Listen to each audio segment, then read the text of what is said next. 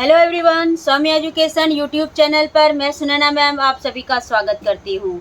चलिए स्टूडेंट, आप सभी कैसे हैं? उम्मीद करती हूँ आप सभी बहुत अच्छे होंगे। आज स्टूडेंट हम लोग सोलर सिस्टम के बारे में जानेंगे, जिसको कि हम सौरमंडल कहते हैं। तो आज का कॉन्सेप्ट जो है, ये सोलर सिस्टम जो है, आप साइंस के बच्चे के लिए और जो 1 to 5 की तैयारी करेंगे यानी कि ईवीएस के बच्चों के लिए, ये दोनों के लिए बहुत ही इम्पॉर्टेंट है। ठीक है, तो चलिए बने रहिए हमारे वीडियो के साथ। और सबसे पहले स्टूडेंट, आप सभी जो है हमारे सौम्या एजुकेशन यूट्यूब चैनल को सब्सक्राइब कर दीजिए और बेल आइकन बिल्कुल दबा दीजिए, ताकि हर दिन आपको जो है नई जानकारी अपडेट हो सके। तो चलते हैं स्टूडेंट, आज हम लोग जानेंगे क्या कि सोलर सिस्टम में सबसे पहली बात हम करेंगे कि आप ये फुल्ली जो है NCERT बेस्ड पर जो है आपको स्टडी कराया जाएगा। आपके हर प्रकार के डाउट्स को क्या है क्लियर किया जाएगा। ठीक है, तो इसलिए स्टूडेंट आप सभी जो है एकदम निश्चिंत होकर के हमारे चैनल पर बने रहिए। तो अब हम स्टूडेंट यहाँ देखेंगे कि सोलर सिस्टम में सबसे पहली बात हम करेंगे पूर्णिमा की रात को। ठीक है, पूर्ण चंद्रमा जो होते हैं वो महीने में केवल एक बार दिखाई देते हैं। तो जब पूर्ण चंद्रमा महीने में केवल एक बार दिखाई देते हैं, तो पूर्ण चंद्रमा वाली बनने वाली रात को ही हम पूर्णिमा की रात कहते हैं। ठीक है, दूसरा कॉन्सेप्ट हम बच्चे क्या जानेंगे कि ये जो पूर्णिमा जो होता है, पूर्णिमा के 15 दिन के बाद जो है, पूर्णिमा के 15 दिन याद रखिएगा, पूर्णिमा के 15 दिन के बाद अमावस्या आता है। क्या आता है? अमावस्या आता है। अमावस्या के रात में अगर आसमान साफ हो तो आप आसमान का अवलोकन क्या कर सकते हैं? ध्यानपूर्वक कर सकते हैं। ठीक है, तो इस तरह से हम यहाँ क्या करेंगे, तो पूर्णिमा और अमावस्या को अच्छी तरह से जानेंगे। ठीक है, तो अब हम यहाँ स्टूडेंट सबसे पहले जब हम सौर मंडल की बात करते हैं, तो सौर मंडल को जानने से पहले आपको ब्रह्मांड को जानना होगा। ब्रह्मांड की जब बात करते हैं तो ब्रह्मांड पहले क्या था? बहुत छोटा था। ठीक है, तो बहुत छोटा होने के कारण जो है इसमें क्या था कि बहुत सारे जो थे, इनमें टेम्परेचर और प्रेशर के कारण इसमें क्या होने लगा? विस्फोट होने लगा। और विस्फोट होने के बाद जो है, तो ये विस्फोट जो हुआ यानी कि ब्रह्मांड की उत्पत्ति की जब बात आती है, तो इसमें आपको ब्रह्मांड की उत्पत्ति जो हुई वो किस सिद्धांत के द्वारा हुई? तो बिग बैंग थ्योरी के द्वारा। बिग बैंग थ्योरी के द्वारा जो है ब्रह्मांड की क्या हुई थी भाई? उत्पत्ति हुई थी। और इसी में थ्योरी के अंतर्गत कहा गया था कि ब्रह्मांड क्या हुआ है? ब्रह्मांड विस्तारित हो रहा है, यानी कि ब्रह्मांड का जो मतलब कि सीमा क्षेत्र है वो दिन प्रतिदिन क्या हो रहा है? बढ़ रहा है। चलिए अब हम लोग यहाँ क्या देखेंगे, तो ब्रह्मांड में बहुत सारे जो गैस हैं, खास करके हाइड्रोजन, हीलियम और कई प्रकार के गैस का डिपोजिशन है। तो ये एक समय में गैसों की मात्रा क्या हो गई थी? बढ़ गई थी, जिसके कारण ब्रह्मांड क्या हो गया? विस्फोटित हो गया। और विस्फोट होने के कारण इनके कुछ मतलब कि बहुत सारे जो हैं पिंड जो हैं, बहुत सारे भाग जो हैं, वो छिटक के क्या हुए? कई अन्य जगह में क्या हो गए? बिखर गए। तो कोई जो है सूर्य बन गया, कोई तारा बन गया, कोई नक्षत्र बन गया, कोई धूमकेतु बन गया। ठीक है, तो यानी कि कहने का मतलब है कि ब्रह्मांड से जो है कई खगोलीय पिंडों की क्या हुई? उत्पत्ति हुई। ठीक है, अब है कि ये खगोलीय पिंड हम कहते किसे हैं? खगोलीय पिंड वह पिंड होता है जिसमें कि हम सूर्य, चंद्रमा तथा सभी वस्तुएं जो रात के समय में क्या होते हैं? आसमान में चमकती हुई दिखाई देती है, उसे हम क्या बोलते हैं? खगोलीय पिंड बोलते हैं, कैलेस्टियल बॉडीज बोलते हैं। चलिए अब हम यहाँ देखेंगे कि फिगर में आपको ये दिखाया गया है कि बहुत सारे जो है, जैसे कि सूर्य है, चंद्रमा है, ग्रह है, नक्षत्र तारे है, धूमकेतु है, उल्का पिंड है, ये सारे मिल करके क्या बनाते हैं? खगोलीय पिंड बनाते हैं। चलिए अब हम यहाँ बच्चे क्या देखेंगे कि अब खगोलीय पिंड में हम एक तारा के बारे में पहले जानेंगे। तो ये देखिए कि आसमान में जो है तारे क्या हो रहे हैं, टिमटिमा रहे हैं। तो ये जो तारे होते हैं, तो तारा में आप यहाँ कह सकते हैं क्या सूर्य भी एक क्या है, तारा है। ठीक है, तो कुछ खगोलीय पिंड क्या होते हैं, बड़े होते हैं, और कुछ खगोलीय पिंड क्या होते हैं, बहुत ही छोटे होते हैं। ठीक है, तो बड़े आकार वाले जो खगोलीय पिंड होते हैं, वो काफ़ी उसमें उष्मा होती है, उसमें काफ़ी क्या होता है, लाइट होता है, जिसके क्यों भाई, क्योंकि ये अधिक मात्रा में गैसों से क्या होते हैं, बने हुए होते हैं। तो इनके पास क्या बाबू होती है, तो इनके पास अपनी ऊष्मा और अपनी ऊर्जा होती है, जिससे कि वे बहुत बड़ी मात्रा में क्या होते हैं, उत्सर्जित होते हैं, इमिटेड होते हैं। तो इन खगोलीय पिंडों को ही क्या कहते हैं, तारा कहते हैं, स्टार कहते हैं। यहाँ तक कोई दिक्कत? तो हम यहाँ क्या बोलेंगे, तो खगोलीय पिंड का एक भाग क्या है, सूर्य भी है, तो सूर्य भी क्या है, एक स्टार है, एक तारा है। ठीक है, चलिए तो अब हम यहाँ देखेंगे, आपको लगता होगा कि अरे मैम यहाँ तो क्या है कि तारों को जब हम पृथ्वी से देखते हैं तो ये तो बहुत छोटे छोटे दिखाई देते हैं, लेकिन सूर्य जो है हमें तो थोड़ा बड़ा दिखाई देता है। तो इसलिए बच्चे कि सूर्य जो है पृथ्वी से 15 करोड़ किलोमीटर क्या है, दूर है। तो इसलिए सूर्य जो है वो आपको क्या है, तारा होते हुए भी आपको बड़ा दिखाई देता है। लेकिन अन्य तारों की अगर बात की जाए तो वहाँ पर हम क्या देखते हैं कि ये तारे हमसे कई करोड़ जो बोलिए कि ये क्या है, करोड़ किलोमीटर क्या है, दूर हैं। तो इसलिए तो और तारे जो हैं हमें क्या दिखाई देते हैं, छोटे छोटे दिखाई देते हैं।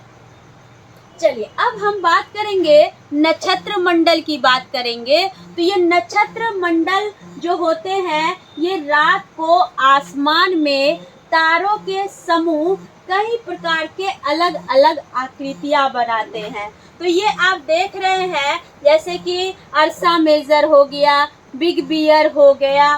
ठीक है, तो ये सारे क्या हैं, सप्तर्षि हो गया। तो ये सब क्या है कि तारों का एक समूह है। तो तारों के समूह जो है अलग अलग जो आकृतियां बनाते हैं, अलग अलग जो स्ट्रक्चर बनाते हैं, तो उसी स्ट्रक्चर को हम कहते हैं नक्षत्र मंडल कहते हैं।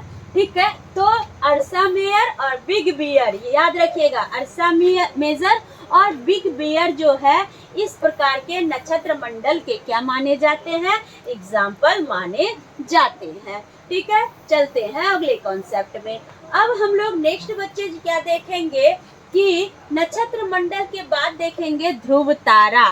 ठीक है, पुराने समय में यानी प्राचीन काल में जो बड़े बुजुर्ग होते थे, वो रात में दिशाओं का पता जो है वो ध्रुव तारे से पता लगाते थे। कहने का तात्पर्य है कि ध्रुव तारा जो होते हैं वो हमेशा उत्तर में दिखते हैं। ठीक है, तो उत्तर में दिखने वाला सबसे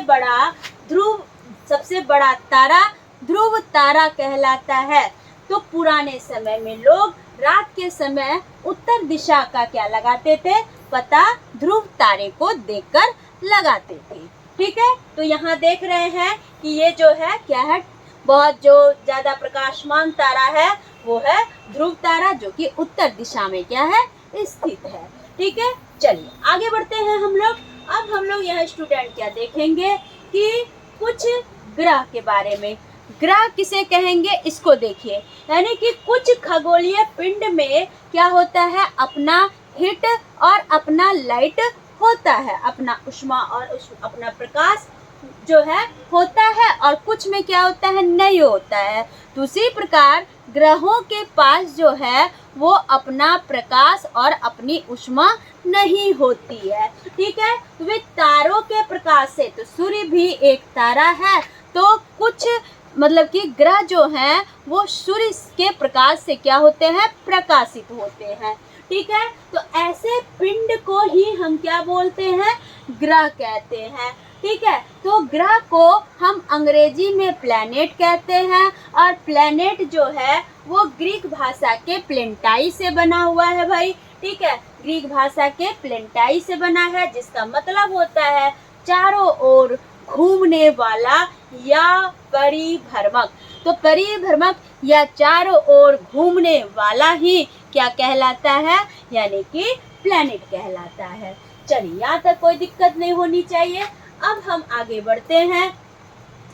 अब बच्चे आप जानते होंगे कि पहले जो था 9 जो है ग्रहों की संख्या कितनी थी, 9 थी। ठीक है, लेकिन क्या है, प्लूटो का आकार क्या हो गया है, बहुत ही छोटा हो गया है, यानी कि नगण्य हो गया है, जिसके कारण 2006 ईस्वी में इसे जो है ग्रहों के लिस्ट से क्या किया गया है, अलग कर दिया गया है, हटा दिया गया है। तो अब जो है ग्रहों की संख्या जो है वो केवल और केवल कितनी है, 8 है। ठीक है, तो 8 में कौन कौन से हैं, तो सबसे पहले हम क्या बोलेंगे, सबसे पहले बुध, उसके बाद हम क्या बोलेंगे, तो उसके बाद हम बोलेंगे क्या कि बुध के बाद शुक्र बोलेंगे, शुक्र के बाद क्या बोलेंगे, पृथ्वी बोलेंगे, पृथ्वी के बाद हम मंगल बोलेंगे, मंगल के बाद बृहस्पति बोलेंगे, बृहस्पति के बाद शनि बोलेंगे, फिर अरुण, फिर वरुण बोलेंगे। ठीक है, तो इस तरह से क्या है, ग्रहों की संख्या क्या है, 8 है।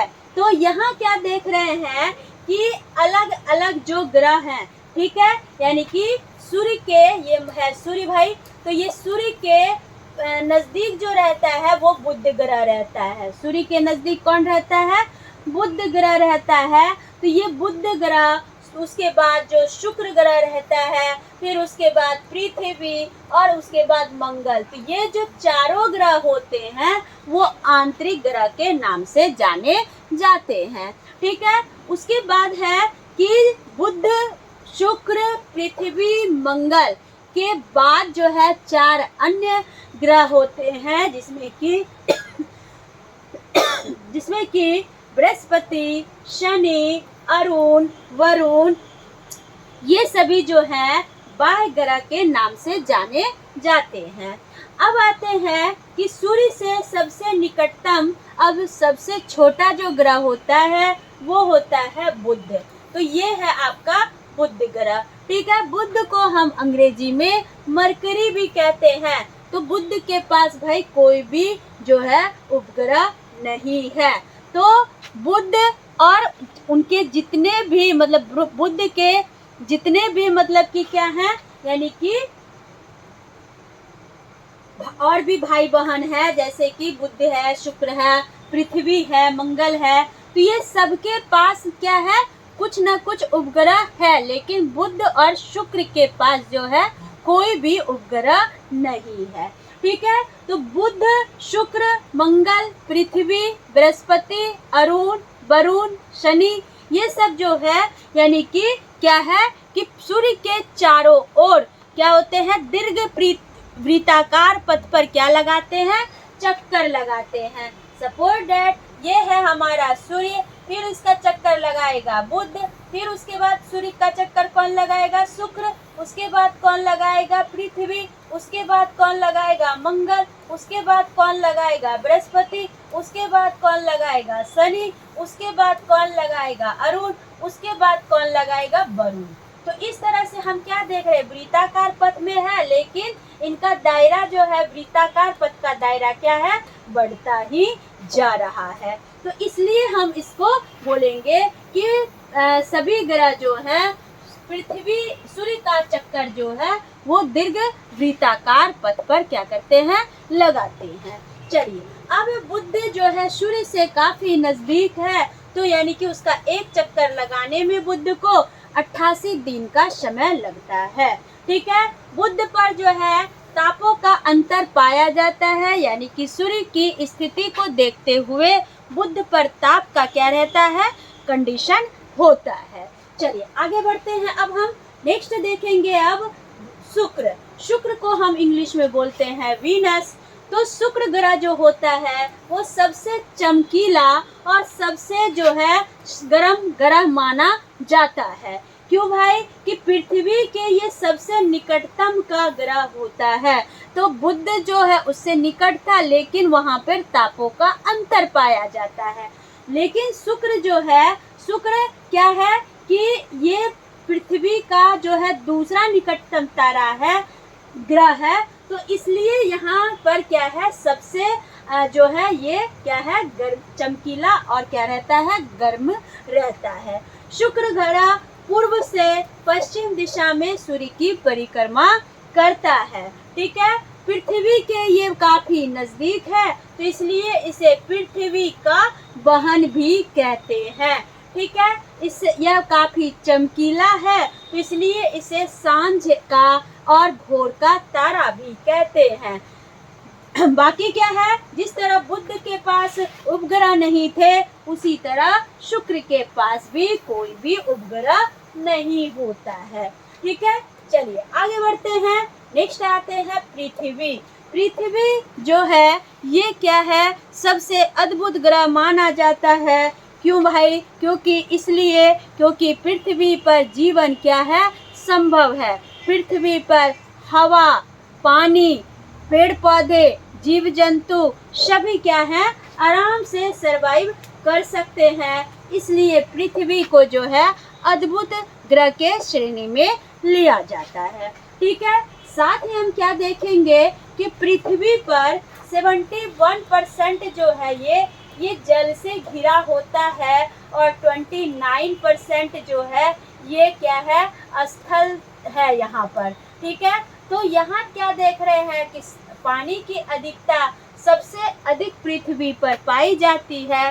तो इसलिए पृथ्वी को अगर आप चंद्रमा से देखेंगे तो पृथ्वी का रंग आपको नीला दिखाई देगा, तो इसलिए इसे नीला ग्रह के भी नाम से जाना जाता है। पृथ्वी को हम क्या बोलेंगे, नीला ग्रह के नाम से भी जानेंगे। ठीक है, चलिए यहाँ तक समझ गए बच्चे। अब हम लोग नेक्स्ट जो कॉन्सेप्ट करेंगे कि अब पृथ्वी का घनत्व कितना है, तो पृथ्वी का घनत्व 5.5 जी पर सीसी है। ठीक है, यानी कि ग्राम पर सीसी है। एकमात्र ऐसा पृथ्वी जो है ग्रह है जिसमें कि लाइफ क्या है, पॉसिबल है। सूर्य से जो है इसकी दूरी जो है, सूर्य से पृथ्वी की जो दूरी होती है वो 15 करोड़ किलोमीटर होता है। अपने अक्ष पर पृथ्वी जो है 23.5 डिग्री क्या है, झुकी हुई है। यहाँ परसेंटेज गलत है। पृथ्वी अपने अक्ष पर कितना झुकी हुई है, 23.5 डिग्री झुकी हुई है। पृथ्वी का परिक्रमण काल 365 दिन का होता है, जबकि परिभ्रमण काल 24 घंटे का होता है। पृथ्वी के पास एकमात्र उपग्रह है जो कि प्राकृतिक उपग्रह के नाम से जाना जाता है, वो है चंद्रमा। ठीक है, तो चंद्रमा जो है पृथ्वी का एकमात्र प्राकृतिक उपग्रह है। अगर बोला जाए पृथ्वी की अनुमानित आयु कितनी है, तो 4.6 बिलियन वर्ष है, और धरातल का क्षेत्रफल कहा जाए तो 51.1 करोड़ वर्ग किलोमीटर है। ठीक है, तो यहाँ तक आप सभी समझ गए होंगे। आगे बढ़ते हैं। अब हम लोग चलते हैं मंगल ग्रह पर। ठीक है, मंगल ग्रह को हम मार्स भी कहते हैं, तो मार्स या मार्स नहीं होगा, या मार्स हो जाएगा। मार्स ग्रह भी प्लैनेट कहते हैं। और ये जो मंगल है ये लाल लाल दिखता है, इसलिए इसे लाल ग्रह कहते हैं।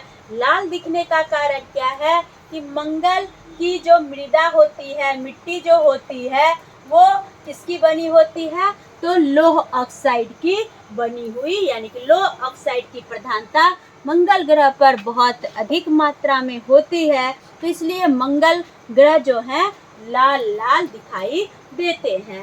मंगल ग्रह पर एक बहुत ही क्या है, विशाल पर्वत है जिसका नाम है, यानी कि सबसे ऊंचा पर्वत मंगल ग्रह पर है, तो उनका नाम है निक्स ओलंपिया।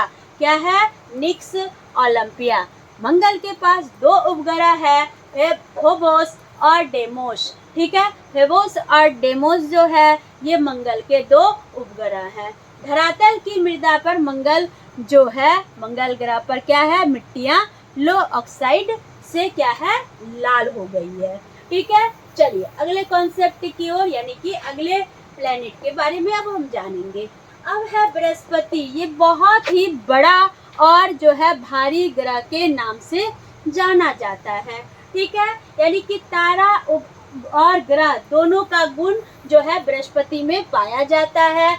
इसमें खुद की क्या होती है, रेडियो एक्टिव एनर्जी होती है, यानी कि अल्फा, बीटा और गामा रेज जैसी जो ऊर्जा होती है वो बृहस्पति के पास क्या होती है, निहित होती है, मौजूद होती है।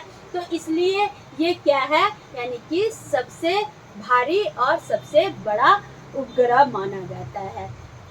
अब बृहस्पति के पास जो है उपग्रहों की संख्या कितनी है, तो बोलेंगे 63 है। ठीक है, चलिए आगे बढ़ते हैं। नेक्स्ट अब देखेंगे शनि। शनि है, इसके चारों ओर क्या बनते हैं, रिंग बनते हैं। ठीक है, और ये रिंग की संख्या जो होती है बच्चे 12 होती है। ठीक है, तो इसके चारों ओर चमकदार जो है वलय बनते हैं, रिंग बनते हैं, छल्ले बनते हैं। तो ये दूसरा सबसे अधिक उपग्रहों वाला क्या है, ग्रह है। ठीक है, क्योंकि इसमें जो है 33 उपग्रह 33 सैटेलाइट्स जो होते हैं पाए जाते हैं। तो सबसे बड़ा उपग्रह क्या होगा, टाइटन होगा। टिटॉन है, यहाँ लिखा जाएगा टाइटन। ठीक है, टाइटन है सबसे बड़ा उपग्रह। जो अगर शनि का है तो बोलेंगे टाइटन है। चलिए आगे बढ़ते हैं। अब हम लोग देखेंगे अरुण के बारे में। अरुण की खोज जो है विलियम हर्शेल के द्वारा 1781 ईस्वी में किया गया। अरुण को हम लेटा हुआ ग्रह के नाम से भी जानते हैं। इसलिए ये लेटा हुआ होता है क्योंकि इसका पोजीशन जो है 180 डिग्री पर क्या होती है, मौजूद होती है। इसलिए इसको हम लेटा हुआ ग्रह के नाम से जानते हैं। अरुण के पास जो है यानी यूरेनस के पास जो है 21 जो है उपग्रह होते हैं। यह भी पूर्व से पश्चिम की ओर सूर्य की परिक्रमा करते हैं और इसके पास भी क्या होता है, वलय होता है यानी रिंग होते हैं। ठीक है, तो चलिए स्टूडेंट यहाँ तक आप सभी समझ गए होंगे। आगे हम लोग बढ़ते हैं। अब यहाँ हम स्टूडेंट देखेंगे लास्ट किसके बारे में, वरुण के बारे में, यानी कि ये 8वां ग्रह है। तो वरुण पर जो है क्या है, ये सूर्य से काफी दूर रहता है, तो इसलिए यहाँ पर भाई हरियाली ही हरियाली छाई होती है। तो इसलिए इसको हरा ग्रह के नाम से भी जाना जाता है। सूर्य से सबसे अधिक दूरी पर मौजूद होता है। और उपग्रह की बात की जाए तो उपग्रहों की संख्या क्या है, 8 है। ठीक है, इसकी खोज जो है जोहान गाले में हुई थी और ये जो है सबसे ठंडा ग्रह के रूप में जाना जाता है। ठीक है, तो ये था आपका यानी कि ग्रहों की जानकारी। ठीक है, चलिए अब हम लोग थोड़ी सी चंद्रमा के बारे में भी जान लेते हैं। तो चंद्रमा यानी कि जिसको बच्चे चंदा मामा कहते हैं, तो चंद्रमा पृथ्वी का क्या है, एकमात्र जो है प्राकृतिक उपग्रह है। क्योंकि चंद्रमा को जो है अपना जो है प्रकाश नहीं होता है, वो सूर्य के प्रकाश से ही प्रकाशित होता है। ये पृथ्वी के चारों ओर क्या लगाते हैं, चक्कर लगाते हैं। ठीक है, तो चलते हैं। तो अब चंद्रमा का जो ग्रेविटेशनल फोर्स होता है, गुरुत्वाकर्षण बल होता है, वो पृथ्वी के गुरुत्वाकर्षण बल का 1/6 भाग होता है। ठीक है, चंद्रमा का अधिकतम जो भाग जो है अगर हम पृथ्वी से अगर देख सकते हैं तो केवल और केवल जो है हम 59% भाग ही पृथ्वी से देख सकते हैं। ठीक है, चंद्रमा की परिक्रमण और परिभ्रमण दोनों अवधियां क्या होती है, दोनों टाइम पीरियड क्या होता है,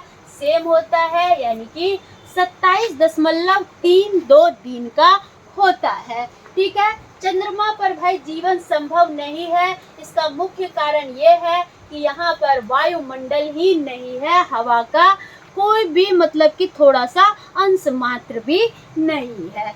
चंद्रमा पर पहला कदम 19 जुलाई 1969 ईस्वी को नील आर्मस्ट्रॉन्ग ने पहला कदम रखा।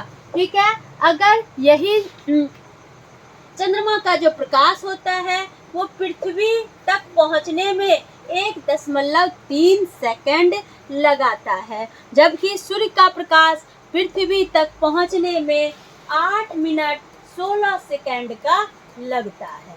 ठीक है, तो चलिए, तो ये सारी बातें आप बिल्कुल समझ गए होंगे। अब हम यहाँ देखेंगे कि चंद्रमा से पृथ्वी की जो अधिकतम जो दूरी होती है, अगर अपभू की बात की जाए तो हम क्या बोलेंगे, यहाँ हम बोलेंगे यानी कि 4,06,000 किलोमीटर। ठीक है, और चंद्रमा से पृथ्वी की जो न्यूनतम दूरी उपभू में होती है 3,64,400 किलोमीटर। ठीक है, तो ये सारी कॉन्सेप्ट हम चंद्रमा की जाने, जो कि बहुत ही क्या है, महत्वपूर्ण है, इम्पोर्टेंट है।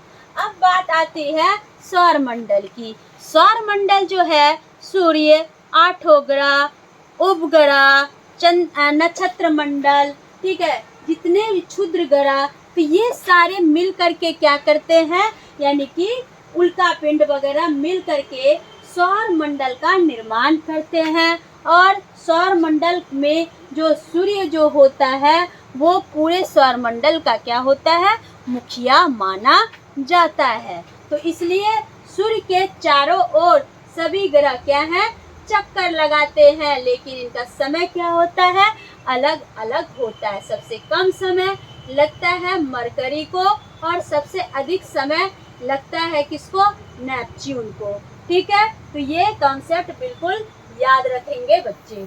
ठीक है, चलिए आगे बढ़ते हैं हम लोग।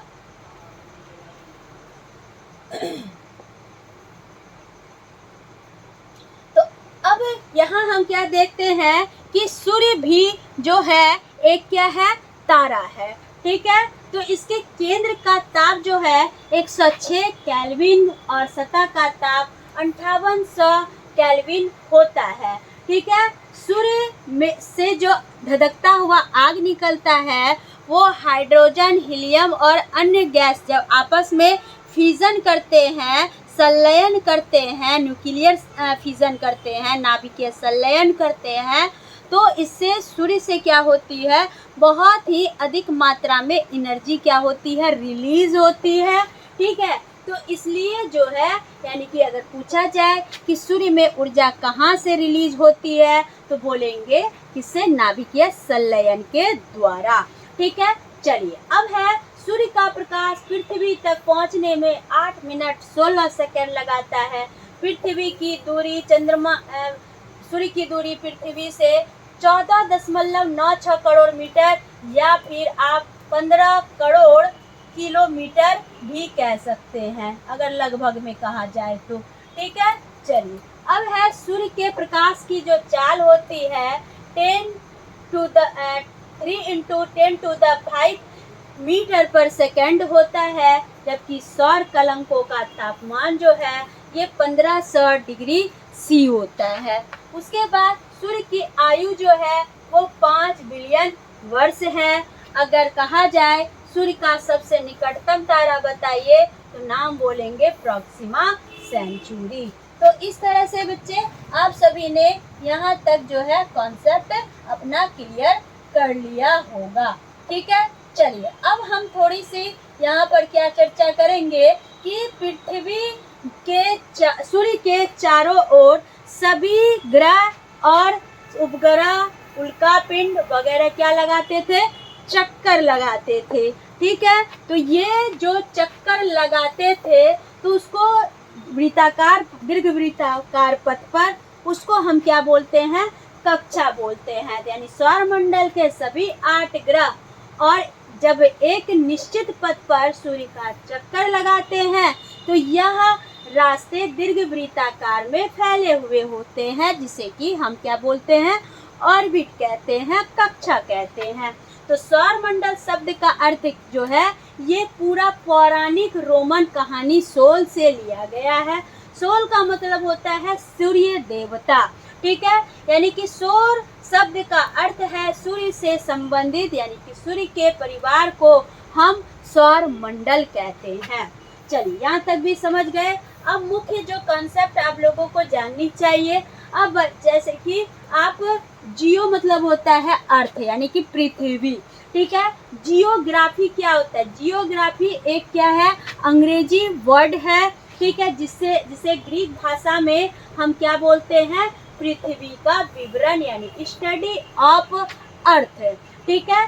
चलिए अब नेक्स्ट हम लोग जानेंगे जियोलॉजिया। जियोलॉजी जो है वो पृथ्वी का अध्ययन होता है भाई।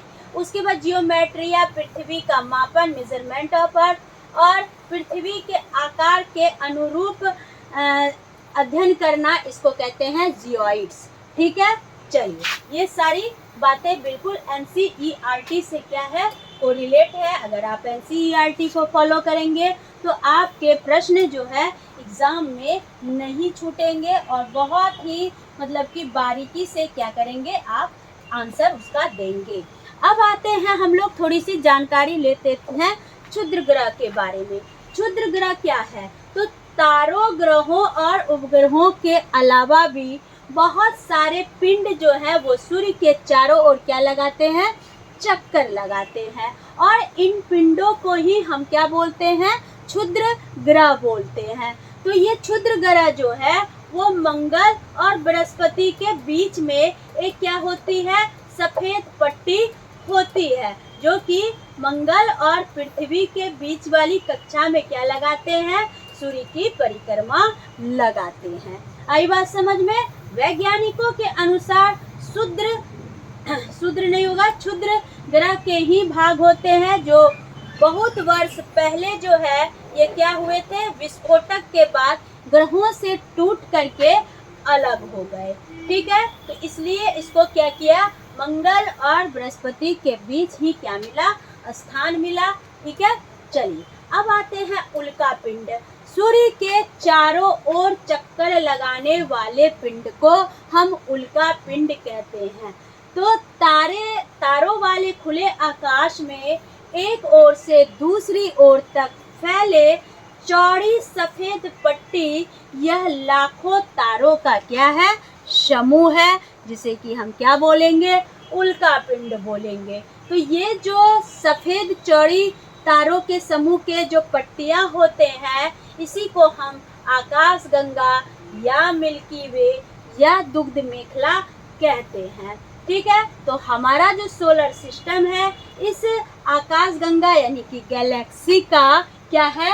एक पार्ट है, एक हिस्सा है, ठीक है। तो इस तरह स्टूडेंट आप सभी जो है उल्का पिंड के बारे में भी जान गए होंगे, ठीक है। चलिए तो यहाँ आप देख लिए। तो अब यहाँ पर हम लोग जो है कुछ ऐसे भी उपग्रह होते हैं जो कि मानव निर्मित होते हैं भाई, ठीक है, जिसको कि जैसे कि भारत का इसरो और अमेरिका का नासा के द्वारा क्या किया गया है? भेजा गया है, ठीक है, ताकि वहाँ आपको क्या कर सके? वहाँ आपको एक मतलब कि नेटवर्क भेज सके, जिससे कि आप रेडियो, टेलीविज़न, मोबाइल या जो भी टीवी वगैरह देखते हैं, प्रसारण देखते हैं, लाइव टेलीकास्ट देखते हैं, तो ये सारे चीज़ जो है उसी सिग्नल के माध्यम से क्या होते हैं? प्रसारित होते हैं, ठीक है। तो इस तरह से बच्चे हम लोगों ने आज जो है सोलर सिस्टम के बारे में अच्छी तरह से स्टडी किया। तो उम्मीद है कि आप सभी को आज का कॉन्सेप्ट बिल्कुल समझ में आया होगा। तो अगर आपका जैसा भी मतलब कि राय हो, विचार हो, आप अपने विचार को कमेंट बॉक्स में बिल्कुल कमेंट कीजिए। तो मिलते हैं अगले वीडियो में स्टूडेंट, तब तक आपसे विदा लेते हैं। Bye bye, good night.